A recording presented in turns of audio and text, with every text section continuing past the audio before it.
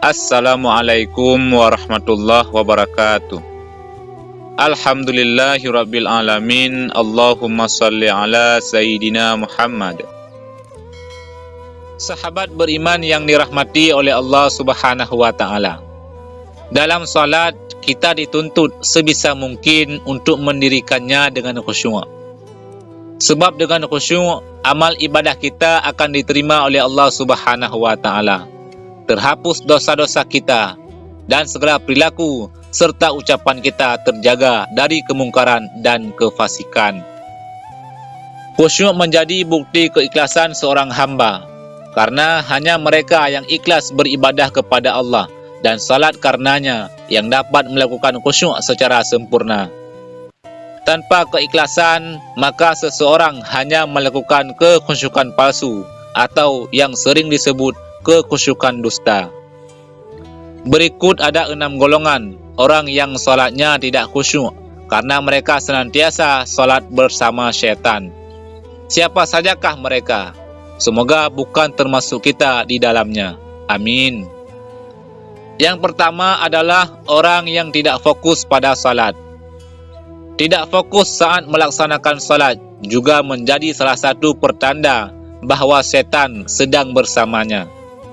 Tidak fokus bisa saja disebabkan hal-hal yang dapat mencuri perhatian saat salat. Misalnya handphone berdering, memikirkan kendaraan yang sedang diparkir karena takut hilang, dan banyak lain sebagainya. Dalam sebuah hadis yang diriwayatkan oleh Aisyah radhiyallahu anha, ia berkata, "Saya bertanya kepada Rasulullah tentang hukum menengok ketika salat.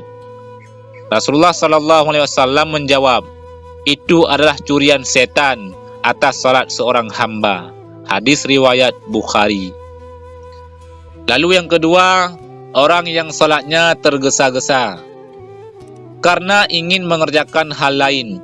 Biasanya seseorang salat dengan cepat dan tergesa-gesa. Sebaiknya kita lebih berhati-hati terhadap hal ini, karena sebenarnya ini pertanda bahwa kita sedang bersama syaitan. Rasulullah SAW melarang umatnya melakukan hal itu. Dalam sebuah hadis Rasulullah SAW bersabda, "Sejahat-jahat pencuri adalah yang mencuri dari salatnya." Para sahabat bertanya, "Wahai Rasulullah, bagaimana mencuri dari salat?" Rasulullah menjawab, "Dia tidak sempurnakan rukuk dan sujudnya." Hadis riwayat Ahmad. Kemudian yang ketiga, orang yang merasa ragu buang angin. Hal ini juga sering dialami oleh banyak orang saat selesai wudhu atau tengah salat. Tiba-tiba terasa seperti buang angin. Ternyata perasaan ragu buang angin atau tidak merupakan sebuah gangguan yang setan hembuskan untuk mengacaukan salat seseorang. Rasulullah SAW bersabda, "Jika salah seorang di antara kalian merasakan hal itu, maka janganlah membatalkan salatnya hingga ia mendengar suaranya atau mencium baunya tanpa ragu." Hadis riwayat Ahmad. Kemudian yang keempat, wanita yang salat ke masjid menggunakan wangi-wangian. Ternyata wanita yang ke masjid dengan menggunakan wewangian juga didekati oleh syaitan. Dengan aroma-aroma tersebut, setan justru lebih mudah untuk membuat salat orang yang ada di sekitar wanita yang memakai wangian agar tidak khusyuk. Menggunakan wangi-wangian saat ke masjid adalah salah satu perbuatan yang Rasulullah larang. Rasulullah SAW bersabda, "Jika salah satu di antara kalian hendak ke masjid, maka janganlah sekali-kali menyentuh wewangian." Hadis riwayat Muslim. Kemudian yang kelima, orang yang was-was dalam niat. Orang pertama yang bersama syaitan saat salat adalah mereka yang merasa was-was dalam niat. Biasanya perasaan was-was ini akan berlangsung hingga saat salat. Hal itu membuat orang ragu terkait rukun salat yang seharusnya dijalankannya. Misalnya lupa jumlah rakaat dan lupa bacaan.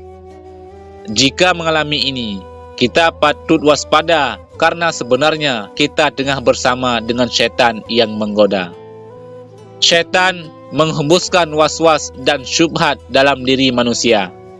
Hal ini sudah dilakukan sejak awal permusuhan dengan Allah Subhanahu wa taala, yakni ketika syaitan menggoda Nabi Adam dan Siti Hawa untuk memakan buah khuldi. Allah Subhanahu wa taala berfirman, kemudian syaitan membisikkan pikiran jahat atau was-was kepadanya dengan berkata, "Wahai Adam, maukah saya tunjukkan kepadamu pohon khuldi atau kekekalan dan kerajaan yang tidak akan binasa?" Al-Quran Surah At-Taha ayat 120. Lalu yang keenam, orang yang ingat itu dan ini. Di antara kita pasti sering mengalami hal ini. Saat sedang khusyuk salat, tiba-tiba teringat hal ini dan itu. Ternyata syaitan tidak akan membiarkan manusia salat dengan khusyuk. Mereka akan terus mengganggu ibadah manusia dengan menghadirkan banyak fikiran-fikiran di kepala kita. Ada suatu kisah pada saat Imam Hanafi masih hidup. Seseorang datang kepadanya karena lupa meletakkan sesuatu barang. Imam Hanafi menyuruhnya untuk salat dengan khusyuk sepanjang malam dan berdoa kepada Allah agar barang yang hilang dapat ditemukan. Saat menjalankan perintah tersebut, ternyata baru setengah malam saja orang yang kehilangan barang tadi bisa mengingat di mana ia meletakkan barangnya.